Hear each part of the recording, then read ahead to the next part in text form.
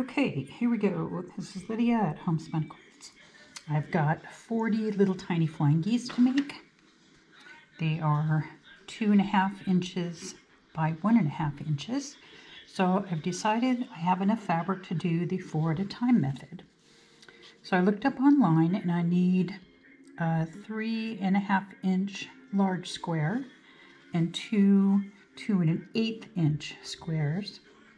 I'm going to line up the diagonal line down here in the corner and my 2 raw edges.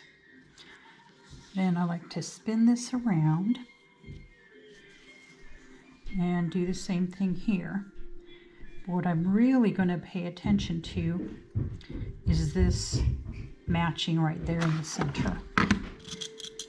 And then I'm going to pin this, hopefully without knocking over the camera.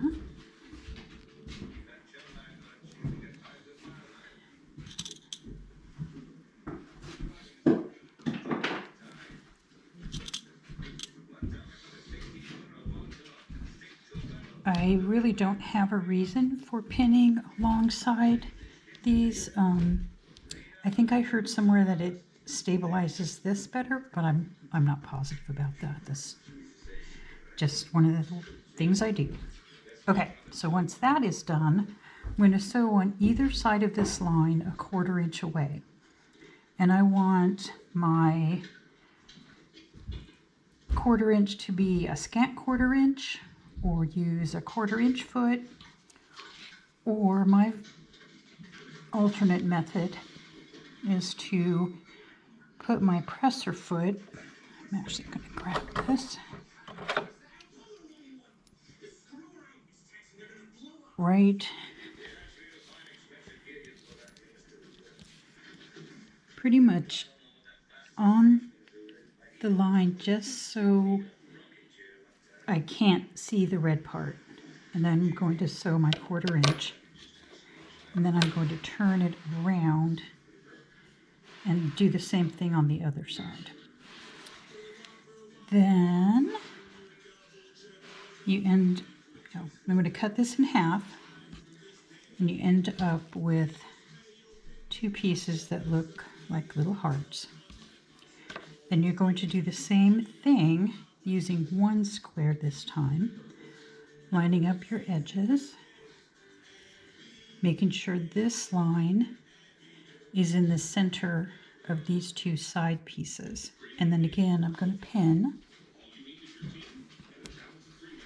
and I'm going to sew 1/4 inch on each side using the same method. If you can see, this stitch line ends up right in that little V of the square and the fabric that's already there. Now I'm going to cut that in half and end up with 4 flying geese, because when you do each one of these, you cut and then there's 2, and then you do the other one, and that's 4. So last step is to square this up, and I'm using a small Creative Grids ruler, and right up here in the top you see this little kind of an X. That's what I'm going to use and line up on my 45-degree lines in the flying goose. I don't know if you can see this. We'll have to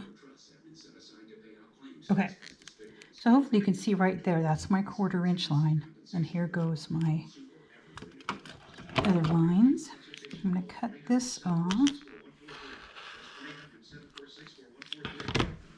trying not to knock over the camera, so it was an odd cutting angle.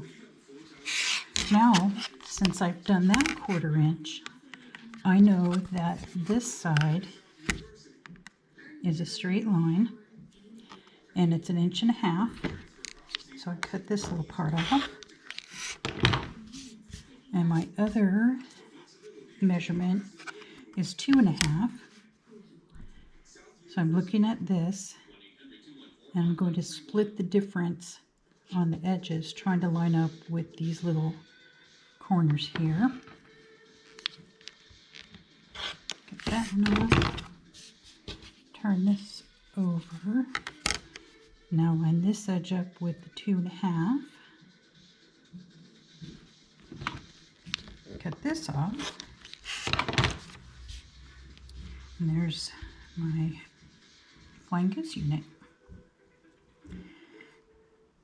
And since I have to make 40 of these, I've done a lot of chain piecing, which is basically I've made all of these in advance, and then I've sewn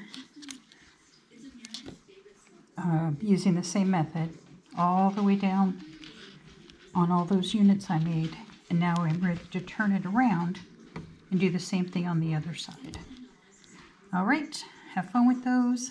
Let me know if you have any questions. I'm sure I've skipped a little bit. Bye now.